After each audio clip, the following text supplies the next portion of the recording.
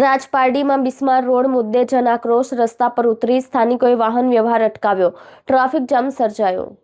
ઝઘડિયા તાલુકાના રાજપારડી ગામમાં બિસ્માર રસ્તાની સમસ્યાને લઈ સ્થાનિક રહીશોએ રસ્તા વચ્ચે ઊભા રહી ઉગ્ર વિરોધ નોંધાવ્યો હતો।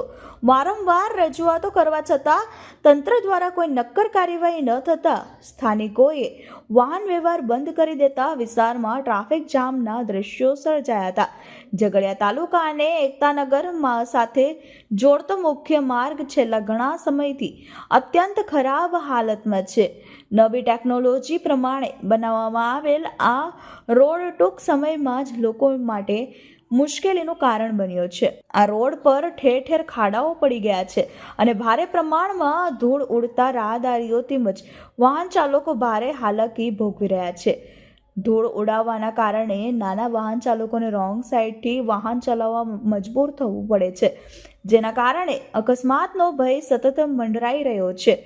રાજપારડી ગામના 4 રસ્તા વિસ્તારમાં નવી ટેકનોલોજીનો રોડ એકાએક બનાવવામાં આવતા ત્યાંથી ઉડતી ધૂળના કારણે સોસાયટી વિસ્તાર તેમજ બજારમાં વેપાર કરતા વેપારીઓ અને ગ્રામજનો ભારે પરેશાન થયા છે।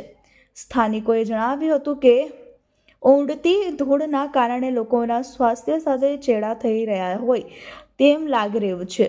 બજારમાં ખરીદી કરવામાં આવનાર લોકોને ફળ, શાકભાજી તેમજ ખાણીપીણીની વસ્તુઓ ધૂળથી ભરેલી ખરીદવી પડે છે, જેના કારણે ગંભીર બીમારીઓ ફેલાવાનો ભય છે।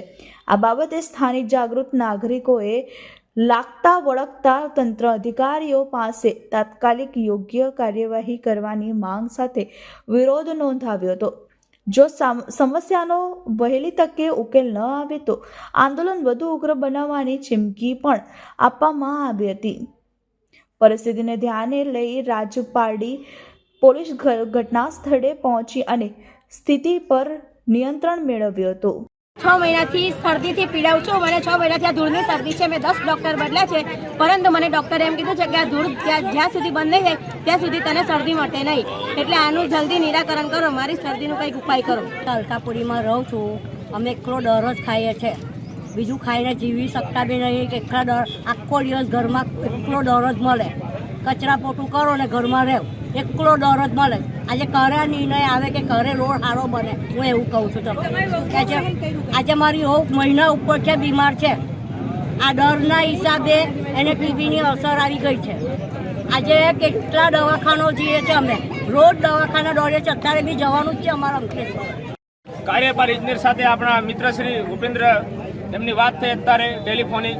એમનું એમ કેવું છે કે સ્ટેન્ડર્ડ જ્યારે બહાર પડે ત્યારે આપણે તમારો રોડ મંજૂર થાય, પણ તમે સ્ટેન્ડર્ડની વાત તો બંધ કરી દો। એ સ્ટેન્ડર્ડ તમારા ગજામાં પડી પાડીને મૂકી દો, પણ તમે જ્યારે આપણા પ્રાઇમ મિનિસ્ટર અહીંયા આવવાના હોય કેવડિયા સ્ટેચ્યુ ઓફ યુનિટી જવા માટે, ત્યારે 15 દિવસ પહેલા રોડ બની જાય તો ત્યારે તમે એ ટેન્ડર ક્યારે રાતોરાત તમે મંજૂર કરો છો?